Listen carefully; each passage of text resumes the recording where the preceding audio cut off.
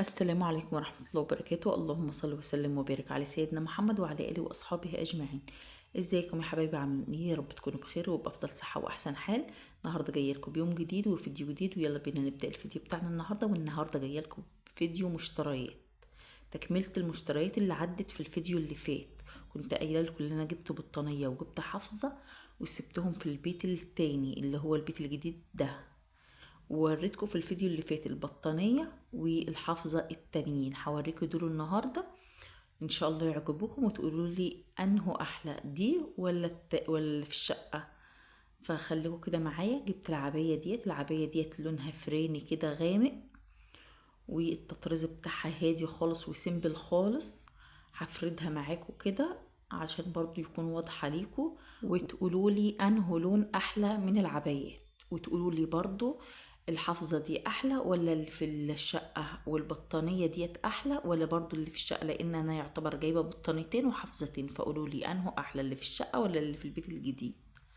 زي ما انتم شايفين جايبة اختها برضو نفس العباية بس اللون كشمير، اختها بالظبط. هفردهم برضو معاكم على السرير عشان برضو يكونوا واضحين لكم، واوريهم لكم بعد ما افرد لكم بقية العبايات. وجبت الزيت ديت اهي، او الزيتوني، في ناس بتقول زيتي وفي زيتوني. زي ما انتم شايفينها اهي. ديت بقت التطريز بتاعها مختلف خالص، يعني ما لقيتش ديت واحدة مختلفة بس في التطريز، انما التانيين لقيت نفس المقاس بتاعي بس الالوان هي بس اللي مختلفة. زي ما انتم شايفين اهي، ديت لونها فراني والتانية كشمير والتالتة زيتوني. اهو يا حبايبي، قولولي في التعليقات ايه اكتر واحدة عجباكم لونها، علشان لو كانت اللي في بالي يبقى اللي في بالي هي الصح. فقولولي في التعليقات انه لون احلى من التلاتة. هما التلاتة الصراحة احلى من بعض، بس قولولي برضو في التعليقات انه لون احلى، وبناء عليه هيكون هي اللي في دماغي اللي انا بحبها. فتعالوا بقى نشوف بقية المشتريات وتقولوا لي رأيكم فيهم ايه، وتقولوا لي برضو تكتبوا لي كده في التعليقات وتحطوا لي تعليقات حلوة وتدعوا لي دعوة حلوة كده، وتقولوا لي المشتريات بتاعة البيت الجديد الأحسن ولا الشقة. وزي ما انتم شايفين كده يا حبايبي، جبت البيجامة ديت برضو، قلت اجيبها كده للشتا، مع اني ما بحبش البس حاجات تحت العبايات، ما بحبش البس شتوي تحت العبايات. لو في حد كده زيي يقول لي برضو. ما بحبش يكون اللي انا متكتمه من جوه، وحتى العبايات الشتوي التقيله قوي ما بحبهاش.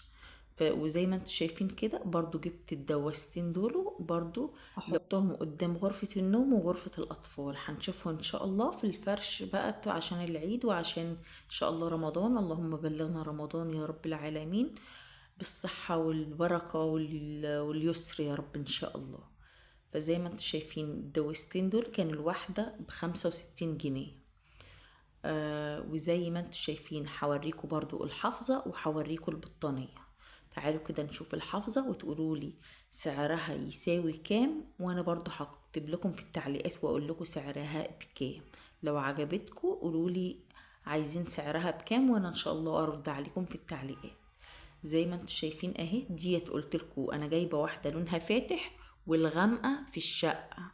اللي عايز يشوف المشتريات اللي انا جبتها في الشقه يروح في اخر فيديو اللي قبل ده على طول، هيلاقي المشتريات وهيلاقي الحافظه الغامقه في المشتريات بتاعت الشقه. زي ما انتم شايفين دي فاتحه كده من الجناب تركوازي او بترولي، والوسط كله بيج او كافيه، حاجات كده كتير. فزي ما انتم شايفين كده بحاول ان انا افردها لكم برضو عشان تشوفوا العرض والطول بتاعها. هي 2 في 3.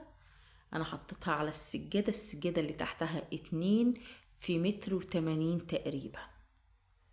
زي ما انتم شايفين كده يا حبايبي، هي ما شاء الله كبيرة جدا وملت الغرفة. انا طبعا مش هفرشها النهاردة، انا بفرشها كده معاكم وهشيلها بإذن الله على العيد، يبقى نفرش ونعمل جولة كده كاملة في الشقة. فزي ما انتم شايفين اهي، ده الطول بتاعها في العرض 2 في 3 او 2 في 3 اهو يا حبايبي. قولولي دي احسن ولا التانية، وقولوا لي لونها حلو ولا مش قد كده، لانها طبعا انا خايفة ان هي تتسخ بسرعة، يعني تتوسخ بسرعة، خايفة من الحتة دي. وزي ما انتوا شايفين الظهر بتاعها اللي هو محب بيلزق في السيراميك، اللي هي بتثبت على السيراميك، لو انت حطها على السيراميك بتثبت على السيراميك. زي ما انتوا شايفين كده يا حبايبي، هوريكم برضو البطانية وتقولوا لي رأيكم فيها ايه ولونها عامل ازاي. هي 8 كيلو مكتوب عليها 8 كيلو. هوريها لكم كده وان شاء الله تعجبكم، تقولوا لي اللون ده احسن ولا اللون التاني. ده لونه احمر، التاني كان لونه موف تقريبا او نبيتي، والله ما فاكرة. فتقولوا لي دي احسن، وارجعوا للفيديو اخر فيديو تشوفوا البطانية التانية وتقولوا لي رأيكم فيها ايه. وبناء عليه برضو انا مختارة واحدة منهم هي اللي عجباني، والصراحة انا عايزة احطها في الكيسة بتاعتها تاني واعينها. فقولوا لي رأيكم ايه، اكتبوا لي في التعليقات ديت ولا التانية الاحسن. زي ما انتوا شايفين فردتها اهو، برضو هي الاضاءة سبحان الله مختلفة خالص عن الحقيقة، لان لونها الصراحة احلى من التصوير. فزي ما انتوا شايفين كده بحاول برضو اوريها لكم، وان هي برضو طبقتين. والحجم بتاعها حلو جدا، واللي انت تستحمليها وانت متغطية بيها تستحمليها على جسمك، مش اللي هي تكتم نفسك، لا. كل ما البطانية بيكون تقيلة مش بتدفي، يعني مش تستهوني بتقولي انا هجيبها تقيلة علشان تدفيني، لا. كل ما بتجيبيها تقيلة ما بتدفيش وبتخنقك وانت نايمة. خليكي في الحاجة المعقولة، في الحجم المعقول او في الوزن المعقول، ما تجيبيش الحاجة الزيادة عن حدها. طبعا زي ما انتوا شايفين كده برضو بلمها وعينها، وبنتغطى احنا بالبطانية التانية الحمراء اللي على الفريزر. بشيلها وعينها، ولما بيكون الجو برد بجيبها برضو وبنتغطى بيها. فزي ما انتوا شايفين بلم كل حاجة بحطهم طبعا في الاكياس بتاعتهم علشان طبعا ما يتبهدلوش مني، وافرشهم ان شاء الله معاكم على العيد باذن الله. ربنا يحيينا ويحييكم باذن الله. وزي ما انتم شايفين كده يا حبايبي، دي المشتريات اللي انا جبتها. لو عايزين تعرفوا الاسعار اكتبوا لي في التعليقات وان شاء الله اجاوب عليكم.